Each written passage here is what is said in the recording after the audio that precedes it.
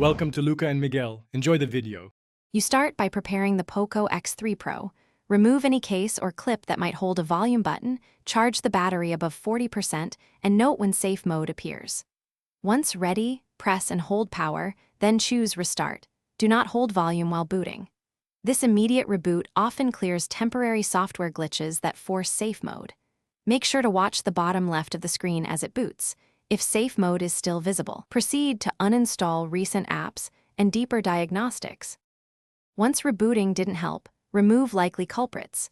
Go to Settings, Apps, sort by install date, and uninstall the last few apps you added. Then power off and enter recovery by holding power plus volume up. Choose Wipe Cache Partition to remove corrupted temporary files without losing data.